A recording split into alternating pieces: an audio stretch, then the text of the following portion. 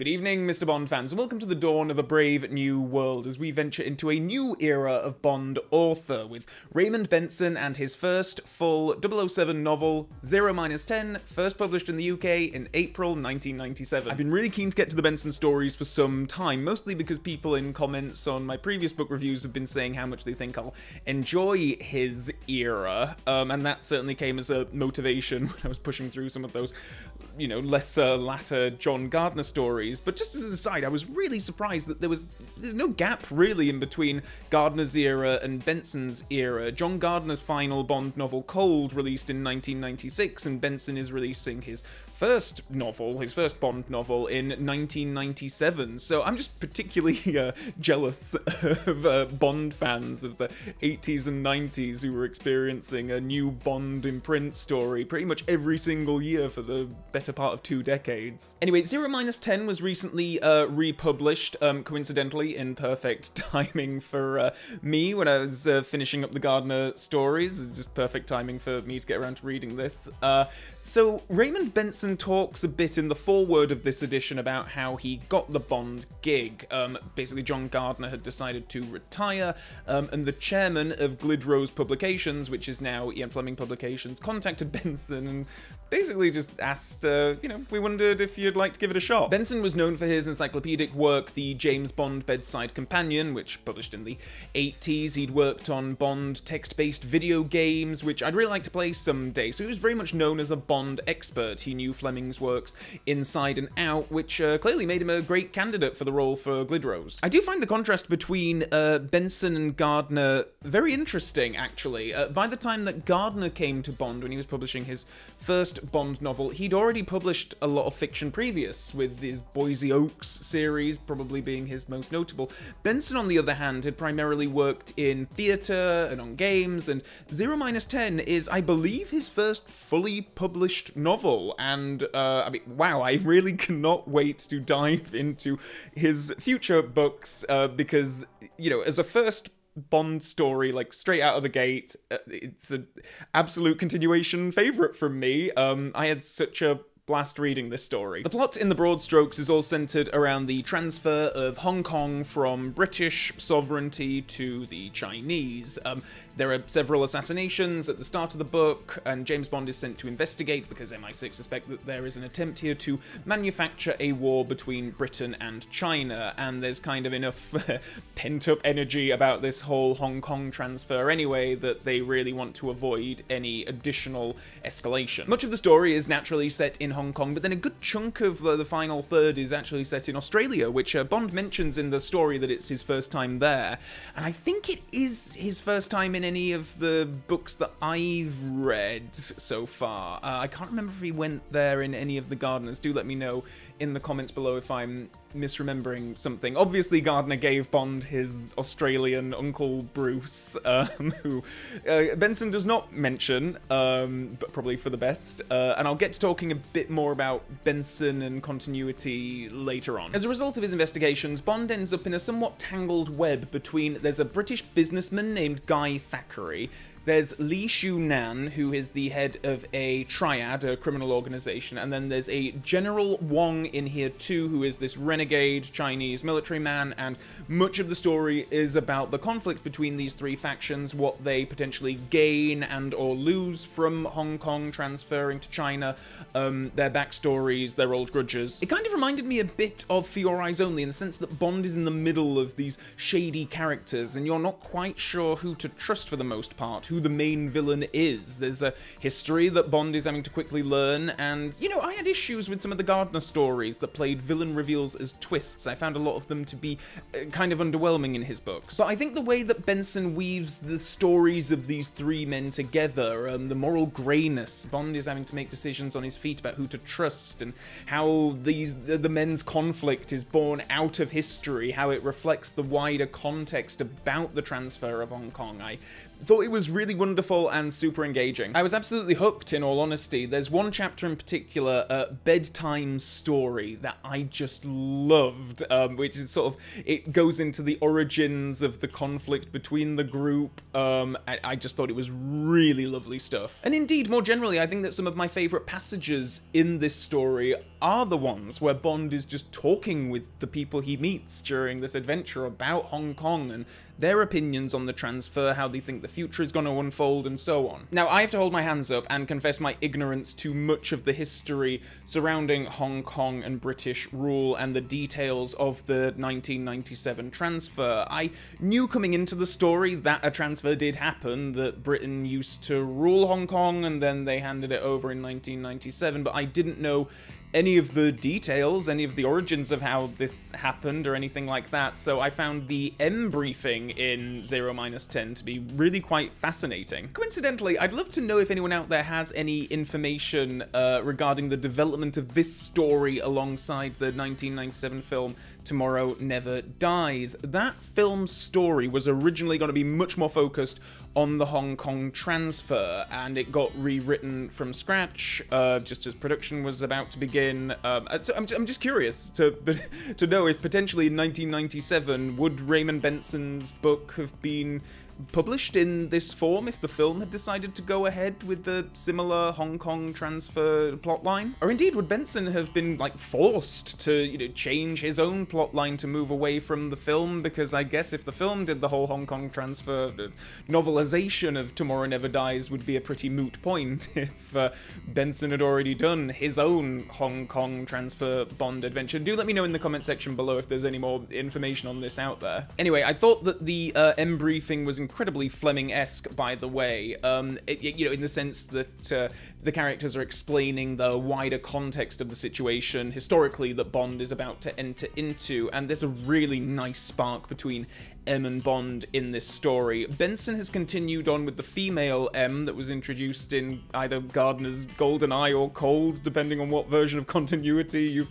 developed in your head, and she's really bullish and tough with Bond, and I like having a bit of that back in the relationship after Bond's relationship with the previous M, Sir Miles, became a bit more softer as the Gardner books developed. In terms of continuity, there are an awful lot of nods to Bond's past, which I actually really liked. Tracy is of course mentioned, so this is very much a continuation of Ian Fleming's James Bond series, but I was incredibly surprised to see that Benson actually cherry picks the elements from Gardner's stories.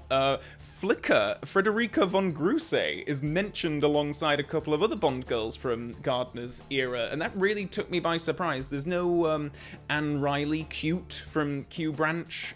She's not in this book. I don't know if she'll reappear in a further one, but from what I've read online, I understand that Benson's regard for the Gardner continuity is selective, which I'm fine with. I don't think that Benson should be beholden to Gardner's continuity, to everything that came in the continuation books before, but I do think it's cool that he's dropping these little mentions in there. It does feel very rewarding, to be perfectly honest, for someone who read all those Gardner books, and to know that the author, you know, of this book read those same stories too. In his foreword for this edition, Benson actually talks about how the publishers really didn't put a whole lot of pressure on him regarding continuity and certain elements, so presumably, you know, this level of continuity detail comes from him himself. Peter and I discussed what direction a series of Benson Bonds might take. Should we simply follow John Gardner's path in setting the stories in contemporary times, i.e. the late 90s, or should we attempt to go back to the 1950s and 60s? Ultimately, because of Eon Productions' phenomenal triumph with GoldenEye that November, it was decided that I should remain in sync with the current films. In fact, the only other directives I received were that I should try to make the books feel like the current films, i.e. with more action and a little humour, and to make my M character a woman to dovetail with Eon's new casting of Bond's boss. And indeed, there are elements in this book that feel like they are lifted more from the film series than the book series that came previous, which I didn't mind too much. There's, you know, there is more action in this, I think, than I'm used to in Bond novels, but I thought it was all quite gripping and thrilling, so I'm not complaining. And there is very much a full-on, like, pay attention, 007, a Q-branch scene with Major Boothroyd that feels right out of one of the films. Bond's main gadget for the adventure is still quite grounded, though. It's this shoe, and it has a special compartment containing various handy tools which come in use in a pinch, you know, tweezers, files, that kind of thing. I found 0-10 to actually be a really cool and effective bridge between the literary Bond and the filmic Bond, and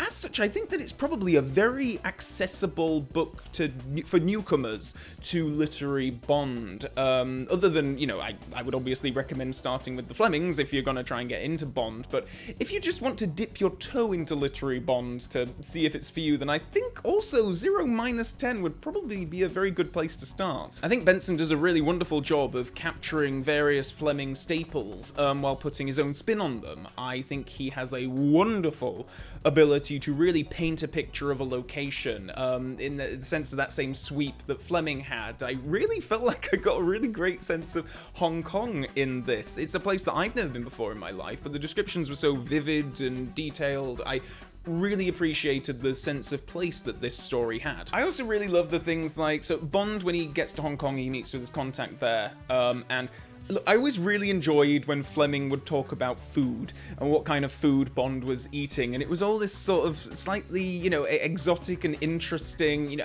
and having an avocado for dessert really sticks in my mind after all these years, and I feel like in Gardner's Run lost some of that sense of kind of exoticism.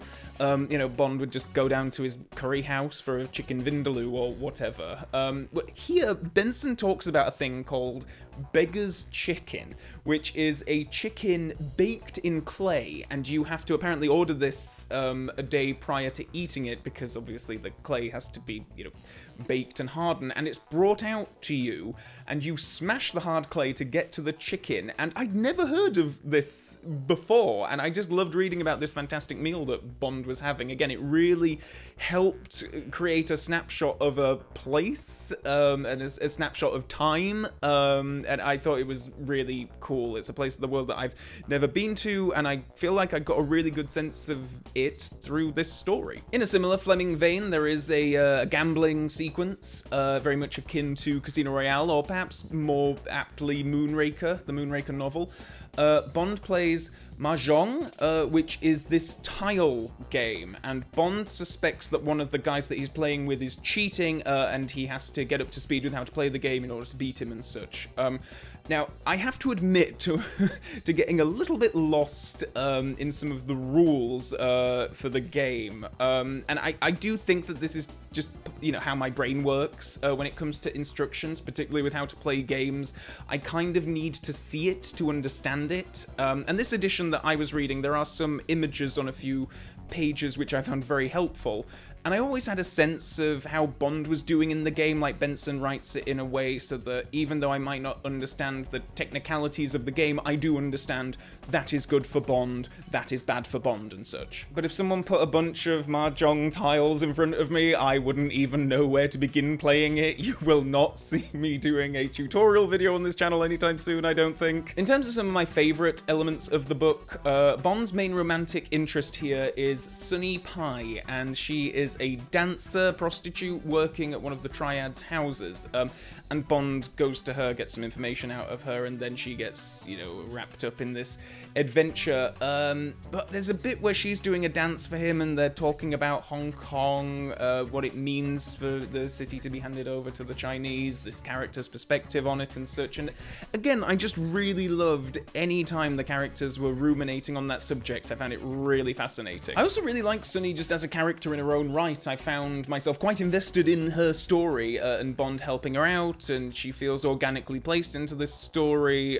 Really lovely stuff all around. Another one of my favourite passages was Bond's walkabout in the Australian wilderness. He finds himself stranded, and he needs to walk for many hours to try to get to the nearest civilization, to survive, I really liked that Benson actually gave Bond some fallible moments during that part of the story. Like, I think it must be tempting to write Bond as a bit of a know-it-all all the time. Like, I think Roger Moore probably did this better than any of the filmic Bonds. You know, it's when someone mentions something and Bond's like, ah, yes, I know everything about that subject, and here's a quick summary of my thoughts on it.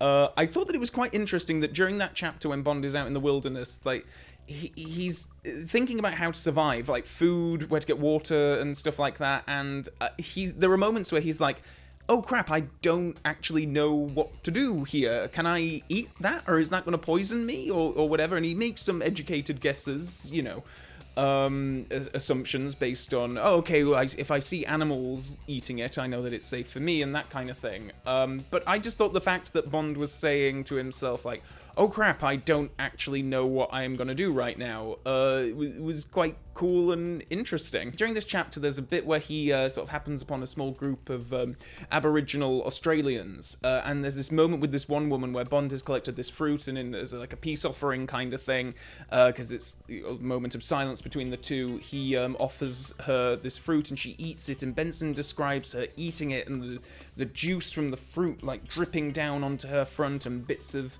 fruit on her face, but how Bond, even in his sort of very tired and disheveled and dehydrated state, finds it kind of erotic. And I thought it was a beautiful few passages. Actually, I really enjoyed that bit. I thought it was just so vivid and beautiful, and you could just, I had such a clear vision in my head of what was, you know, what Bond was seeing, the situation he was in that moment. I just thought it was really, really lovely stuff. And perhaps chiefly, I just really enjoyed Bond himself in this story. Benson clearly has a phenomenal understanding of the character, his history. He feels like the Fleming Bond, but updated to the 90s, and with Benson's own spin on him.